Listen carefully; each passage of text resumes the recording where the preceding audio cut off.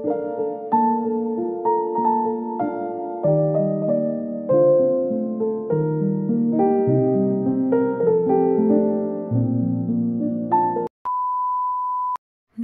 সবাইকে, ওয়ান্ডার মহুয়ার নতুন একটি ভিডিওতে সকলকে স্বাগত।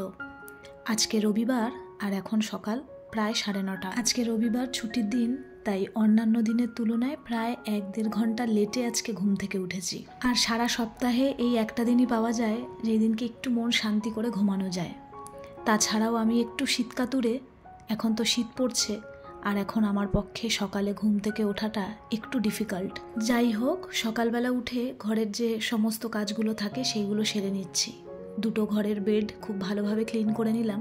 আমার ঠাকুর ঘরের যে বেডটা, ওখানে আমরা কেউই ঘুমাই না, তবে ডোডো কোনো সময় পড়াশোনা করে, কখনো ড্রয়িং করে, আবার আমি ওই জানলার ধারে বসে বেশ খানিকক্ষণ সময় কাটাই। তাই আমার ওই ঘরের বেড কাভারটা সবসময় নিট অ্যান্ড ক্লিন থাকে।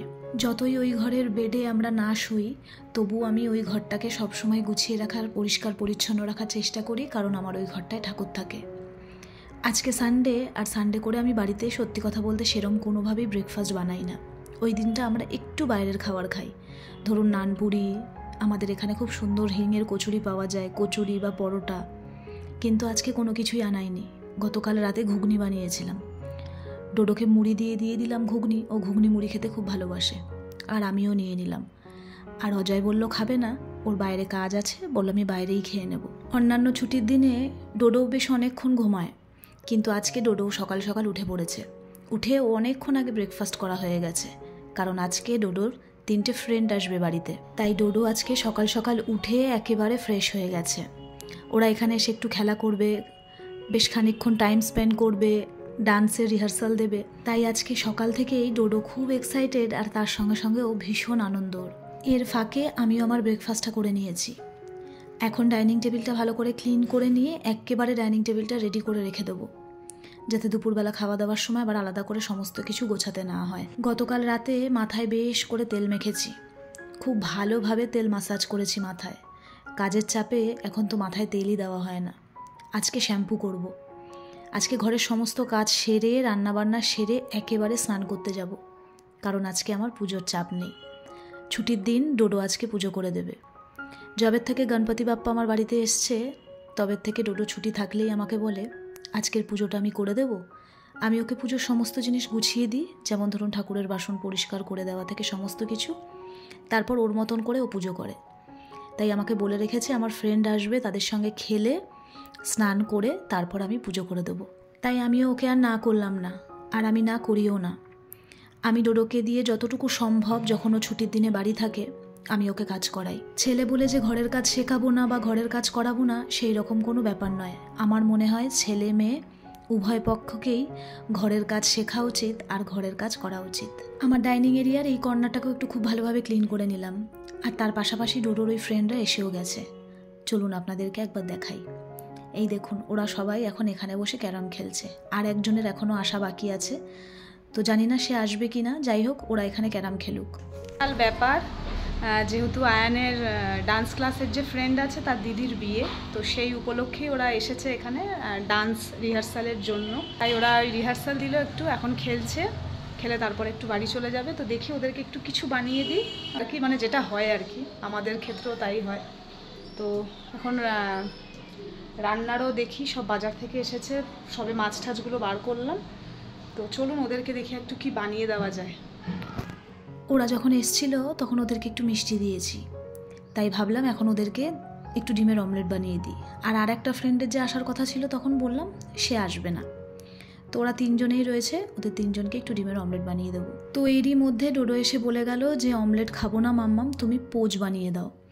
তো আমি বললাম ঠিক আছে, তাড়াতাড়িও হয়ে যাবে। আর একটা কথা আপনাদেরকে বলি, আয়ান হচ্ছে ডোডোর ভালো নাম, মানে ওর স্কুল নেম ওটা। তো এই যে 3জনের জন্য তৈরি হয়ে গেছে একদম গরম গরম সানি সাইড আপ। ডোডোরটা একটু কড়া করে ভাজা, ও একটু লাল লাল কড়া করে ভাজা খেতে ভালোবাসে। তো চলুন ওদেরকে আগে দিয়ে আসি, তারপরে আমার এখন অনেক কাজ পড়ে আছে। বাজার এসে গেছে, এখন আমি খুলে দেখিও নি কী সবজি এসেছে, তো সেইগুলোকে এখন গোছাবো। তো এক্সট্রা একটু মাছ ছিল, সেটাকে আমি ঢুকিয়ে রেখে দিলাম ফ্রিজে। আর আজকে বাজার থেকে এসেছে এই যে তেলাপিয়া মাছ আর মাছের তেল। তেলাপিয়া মাছ প্রায় 3 মাসের ওপর হয়ে গেল বাড়িতে আনলাম, আমরা এখন তেলাপিয়া মাছ খাওয়া পুরোপুরিভাবে ছেড়ে দিয়েছি। মানে জবের থেকে শুনেছি তেলাপিয়া মাছে নাকি অনেক রকম প্রবলেম হয়, তো খাই না।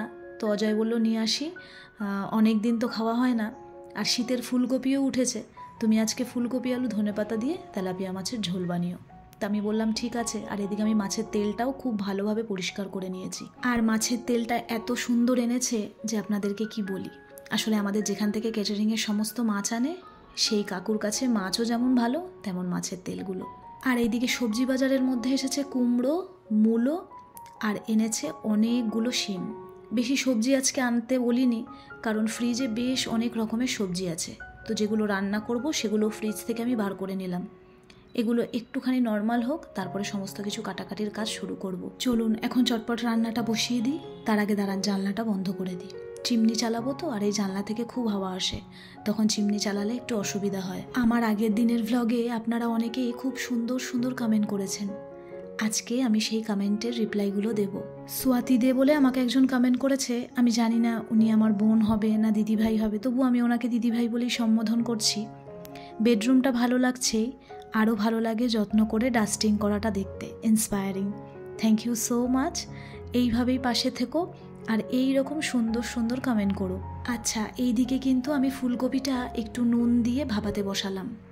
আমি যখনই বাড়িতে ফুলকপি বা বাঁধাকপি আনি এইরকম একটু নুন দিয়ে ভাপিয়ে তারপরেই রান্না করি। আমি আমার শাশুড়ি মাকে বিয়ের পর থেকে দেখেছি এইভাবে করতে, তাই আমিও ওরকমভাবেই করি। কাকলি চক্রবর্তী বলে আমাকে একজন দিদিভাই কমেন্ট করেছে, খুব সুন্দর ভিডিও, আবার পরের ভিডিওর অপেক্ষায় রইলাম মহুয়া। ছোট হলেও প্রতিদিন একটা করে ভিডিও দাও প্লিজ, তোমার ভিডিও দেখতে খুব ভালো লাগে আমার। তোমার রান্নাঘর গোছানো আর গাছের যত্ন দেখে আমি খুব উৎসাহিত হই। লাভ ইউ বোন। Thank you so so much দিদিভাই। ভিডিওটা পড়ে সত্যি মনটা ভালো হয়ে গেল। আমি প্রত্যেকটা ভিডিওর মাঝখানে 2-3 দিন গ্যাপ রাখি এই কারণেই, কারণ ভিডিওটা এডিটিং করা, ভিডিও নিয়ে চিন্তা ভাবনা করা, কি ভিডিও দেব, কীরকমভাবে দেব, সেই জন্য। তবে কথা দিচ্ছি চেষ্টা করব এতটা গ্যাপ না রাখার। তুমি তোমার পরিবারের সকলে ভালো থেকো, সুস্থ থেকো, আর এইভাবেই আমার পাশে থেকো। আর এইদিকে কিন্তু আমার মাছের ঝোলটা কমপ্লিট করলাম। এখন আমি পুঁইমিটুলিটা ধুচ্ছি।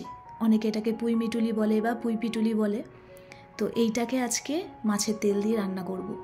এর সঙ্গে সবজির মধ্যে দেব কুমড়ো, বেগুন, আলু, শিম, কাঁচা লঙ্কা দিয়ে খুব সুন্দর একটা সবজি, খেতে দারুণ লাগে। রান্নাবান্না সেরে এবার রুমগুলোকে খুব ভালোভাবে ক্লিন করে নিচ্ছি। সকালবেলা ডাস্টিংয়ের কাজ সমস্ত হয়ে গেছে, এখন ভালো করে ঘরগুলোকে ক্লিন করে নিলাম। আর এরই মধ্যে আমার একটা পার্সেলও চলে এসেছে। এখন আর পার্সেল নিতে নিচে যাই না, ব্যালকনি থেকেই রিসিভ করে নিই। শ্রাবণী কুণ্ডু বলে আমাকে একজন বোন কমেন্ট করেছে, দিদি তোমার ভিডিও দেখতে খুব ভালো লাগে, তুমি ভিডিও পোস্ট করলে আমি দেখি, সব সময় কমেন্ট করা হয় না, আর তোমার ভয়েসটা ভীষণ মিষ্টি, খুব ভালো লাগে শুনতে। Thank you so much. এইভাবে পাশে থেকো, এরকম ভালোবেসো, আর মাঝে মধ্যে সময় পেলে 1-8টা কমেন্ট করো, কারণ তোমাদের সকলের কমেন্ট পড়তে আমার ভীষণ ভালো লাগে। যাই হোক, এইদিকে ঘরের সমস্ত কাজ সারলাম, ডোডোরও স্নান করে পুজো দিয়ে খাওয়াও হয়ে গেছে, এখন আমরা খেতে বসবো। আর আজকের ভিডিওটাও এখানেই শেষ করব। সকলে ভালো থাকবেন, সুস্থ থাকবেন। আপনাদের সকলের সাথে আমার আবার পরের ভিডিওতে দেখা হবে।